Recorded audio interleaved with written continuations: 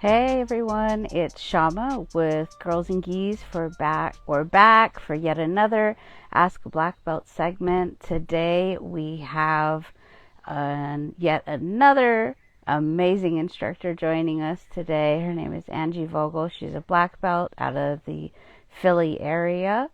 Can you hear me? I can hear you. Good. How How, are you? good, good. How have you been? Can't complain. So thank you so much for agreeing to be on this, agreeing to do this interview segment. So how it works, I was just explaining it to all of them. I don't know if you're listening, but they're just going to post their comments. We'll answer them. And then if we don't get any questions, then you and I are just going to have an awesome conversation and catch up. Sounds good to me. So go ahead and if you can share some things about yourself for the people out there. All right. So I am a black belt in jiu-jitsu. I have been training just a little over 8 years. I am one of the instructors at Balance Studios in Philly. And I also own Jiu-Jitsu Candle Co., obviously my Instagram handle here. What else? Oh my gosh. I like to bake bread, and I hurt myself in a freak berimbolo accident yesterday. Oh no. So if I don't turn this way, the reason why is that I tried to invert to my bad side, and I Oh. regret it. I regret it. It wasn't even worth it. Oh man. Well, I hope that heals up pretty quickly because I know that Same. sucks. You Not know, the being longer able. the longer you train, the more you can tell like how many weeks it's gonna be. So I got up this morning. I was like, "This is like a 2 weeker. It's a 2 weeker. It's gonna be all right." Uh, how, how many Advils did you put in, Angie? Uh, I'm on my. This is. I only took 6. I'm saving the other 3 of the day for bedtime. Oh yeah, because you want to be able to sleep through the night. Exactly. Exactly. So What if know. so being a baker, someone asked, what time should I start dinner? That's my husband. Oh, there you go. Well, that's a good husband taking Yeah. care of you. Right. Surely it will be chicken nuggets. Oh well, hey, food is food. Exactly. Oh my. Well, I remember when we met. I think it's been, gosh, maybe. Oh God, I can't tell. My And just concept of like a time is year. gone. Yeah, Yeah, it it was was like about a a year. year ago. Yep. So Yeah, because it's right after I got my black belt. yes, yes. Yeah. So it was awesome. I remember like going and I'd never been to the Philly area before, so it was really awesome to get to know you and a little bit and I mean you have an awesome sense of humor. Like I we try. had a lot of fun. We had a lot of fun at It's that fun. one. I remember. Yeah, it was a good event. It was really fun. It was nice to have all the girls together too. It's kind of a bummer now with like all the COVID stuff, so we don't see everybody as much as we used to. No, I know. So how has it been for you, being an instructor and training and navigating all of this? So we were closed for about 5 months. We opened back up, and so we were doing like pod training because at most lifers you can't give it up for 5 months. There's just no way. So we had a group of friends that we were training with, which was awesome. And then when we started to open, it's like small groups. Like now it's somewhat back to normal, I guess. I mean, there's Yeah, not as many students back. yeah. Um, so it's I don't know. In some ways, I like it better because there's a lot more personalized attention with the students.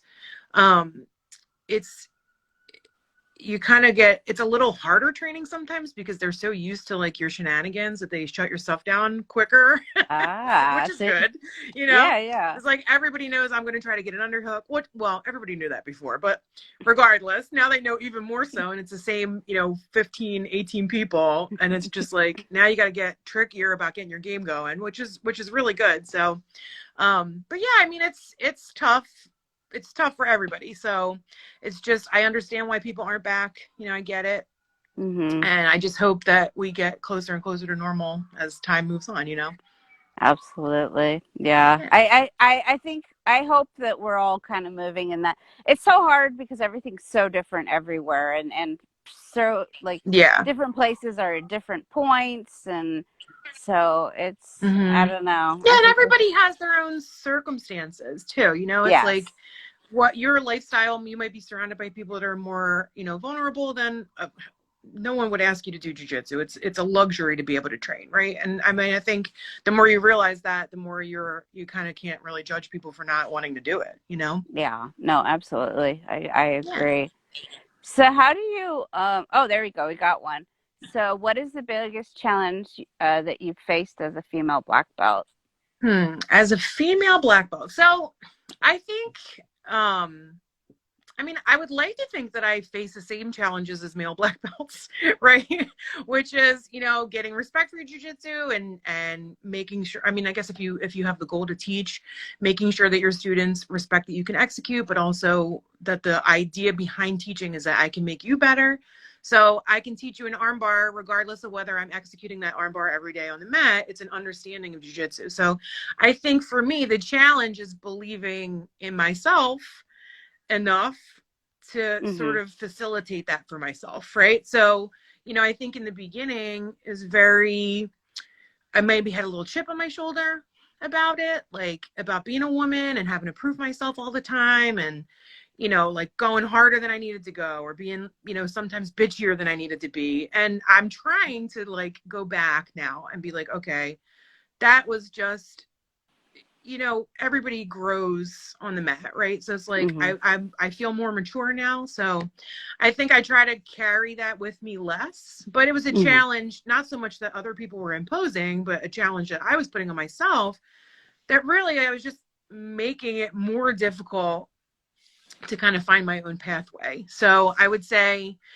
not necessarily like jujitsu is hard for everybody. It doesn't matter if you're a male or female. I mean, jujitsu sucks. I've seen plenty of guys cry in the locker room, plenty of girls cry in the locker room. It's hard, right? So I Yeah. think you put these like, I don't know, or at least I do sometimes, just these just insane ideas about what you're supposed to be doing or how good you're supposed to be or how someone should react to your instruction. And you know what I mean? And it's like it's not for you to decide how people are going to react to you. It's Mhm. just for you to work hard and do your thing and try to be better than you were the day before. Absolutely. What do you think are some of the challenges just female black belts as a whole face of today? You know, the circumstances have changed so much, but Yeah, I mean, I think it's still, I would like to see it be more normal for female advanced instructors, right? For co-ed classes. So it's pretty yes. pretty usual to see females teaching the kids classes, pretty usual to see females teaching the female only classes, but it's very difficult, I'm sure to get, I mean, even for me, and I'm at what I would consider a somewhat progressive school when it comes to that kind of stuff, just Mhm. to get a class. You know what I mean? Just I want an advanced class. So for me, it took me, I mean, rightfully so. I was already a brown belt.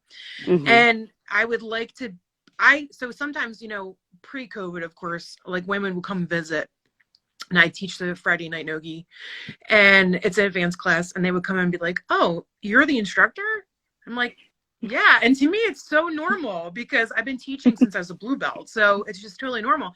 And I forget that there Mhm. are other circumstances at other schools where they're not like, 20 plus women. They're not female advanced instructors, not even female advanced belts in some cases. Yeah. And I would like to see more opportunity for women, higher belts that outside of just like, well, you're relegated to women's only. And like, us guys over here are going to do the advanced stuff. And it's like, well, there's a lot of advanced women, you Oh know what I mean? yeah. And I don't think Absolutely. it matters. I have tons of male and female students that, we all learn from each other. And what you're good at, you're good at. You know what I mean? Mhm. Speaking of what you're good at, this sounds like somebody plotting on you. They say, what submissions are you working on and how do I stop it?" How do I stop it? What am I working on right now? So I have a foot lock from Deep Half Guard that I'm working Uh-huh. on. And I'm forever working on Americanas and paper cutter chokes forever. And there's no stopping it. So whoever asked, There's no hope. just just accept your fate. great. Oh my gosh. So, so you're also a business owner, and Yeah. tell us a little bit about that. So we just had this crazy idea one day. Josh was sitting on the couch and he was like, basically, I am like obsessed with candles and I would spend like a crap ton of money on stuff. And he's like, wouldn't it be great if you learn how to make your own candles? Like, hint, hint, like, stop spending so much money. And I was like, because I'm pretty crafty. I like crafty stuff. And Yeah. I was like, oh, wouldn't it be funny if we had a candle called White Belt Tears that smelled like the tears of white belts? And so you don't know me super well, but the people on here that know me know this. It's either 100% with me or I'm not doing it at all. And so as soon as I got a candle that actually looked like a candle, I was like, let's open a business. It'll be great. And then I thought, oh, we'll sell like 2 candles. Everyone will laugh and that will be the end of it. And now it's like, it's a year old. We actually like people. That's awesome. It's real fun. Oh my gosh. So what? Just so people know, I mean, I know it's your handle on here, but just so that how do they buy some candles from you? So you can go to jujitsucandles.com. Super easy. And pay for them and I'll send them to you. It's that easy. See, It's folks. very simple. We just came out with a couple new ones, so I'll be putting the holiday stuff together probably this week. I just did a neon belly candle, which you can kind of see my stuff Oh, behind me. very cool. Yeah, we just redid all the belt colored ones. So we try to come up with funny ones and keep it moving a little bit. But number one is white belt tears, without a doubt. It's everybody loves it. It smells good too, actually. So, do you remember being a white belt? As somebody asked. What are some of your things that you remember I from being a white do belt? remember being a white belt. I remember it. I mean, I remember that I sucked real bad. Uh-huh. And I knew one move, and it was a cut pass, and it was terrible. Now I think back now, I'm like, when I was a whip, I was like, oh, it's great. I'm doing fine. you know? What else do I I remember? got It's this. just so fun. You know what I miss about white belt? There's no expectation. So like you go to open Yes. mat, you roll with everybody. It's like you expect to lose, and there's something so like relaxing and freeing about that. And I know they say you're supposed to leave your ego and all that stuff, and that is true, but no one does it. I don't want to even hear that. So like it's a great time. You're like doubling your knowledge every single time you step on the mat. And at black belt, it doesn't happen like that. It's tiny increments. It's weeks to do one or two, get better at one or two things. Whereas when you're a white belt, you're just absorbing constantly. Like a So I kind of sponge. remember. I mean, it wasn't that long ago. I mean, 7 years ago. It's not that do bad. when you got your black belt, did you feel any kind of pressure in getting that? Like, oh, like it's just gotten real here. Like, now I'm a black belt. I need to know what I'm doing, or like any. I felt more like that at brown belt than I did at black belt. And I think mostly because I spent a lot of time teaching at brown belt. And so I not that I didn't feel, I mean, of course, everybody wants to like, I guess, you know, be the belt that they are, right? Of course, like I Mhm. don't want to like be a total, crap on the mat, but it's like, when I got my brown belt, I was like, oh no, I'm not ready. I don't know anything. I'm gonna be so bad. And then when I got my black belt, I think I at least I felt like I was starting to understand jiu-jitsu. Mhm. And I think really it came from teaching, because before that, I was just about executing my own stuff. And then, people would come and ask me about things that are outside of my game, or things that like, they wanted to work on, and I'd have to think about it and understand and explain. So, I was still scared. I was nervous. I was just about, execution, of course, but I was less worried about my black belt than I was about my brown belt. For some reason, I don't know, brown belt really messed me up. Like I sobbed when I was on the list. I was so sad. I was just like, no, I'm not ready. I want to be a brown belt. I mean, and of course I was excited when I got it, but And talking yeah. about how you know um, that kind of helped your jujitsu.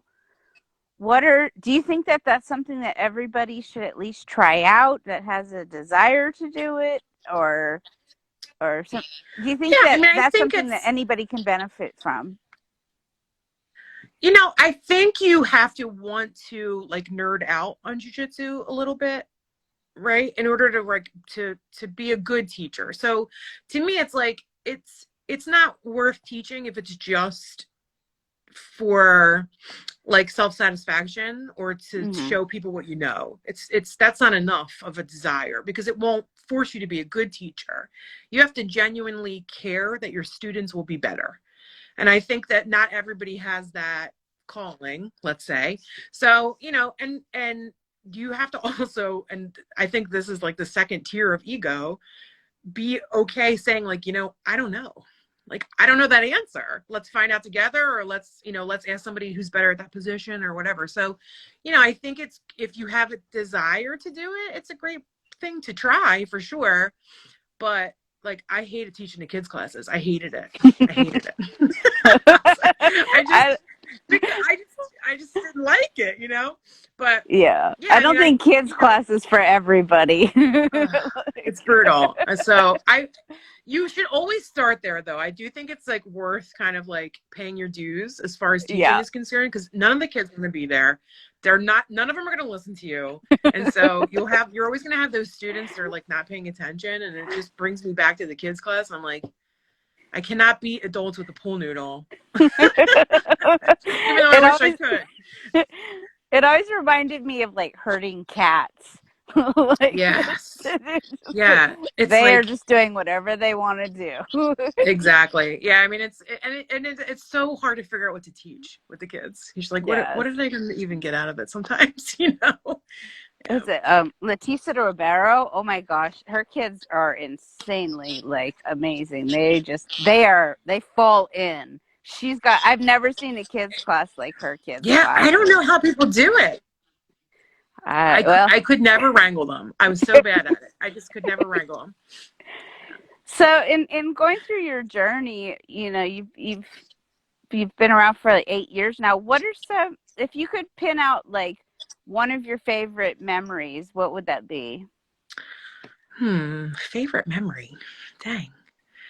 So not necessarily like jujitsu. Well, it's jujitsu related, but last year for my 40th birthday, the team threw me a surprise party. So it was like 2 days before I got my black belt. I turned 40, and I mean, honestly, the best birthday I've ever had in my life. It was just so lovely. And I could cry just talking about it. It was just so nice that they did that. But yeah, I think that's what I'm like. I can't believe you got me to cry on this. Oh my gosh, you're our first Oh, crier. unreal. No. I But think it's a great memory because I just felt like it just felt like such a family. You know what I mean? It was just really nice. I yeah. can't believe you guys are making me cry.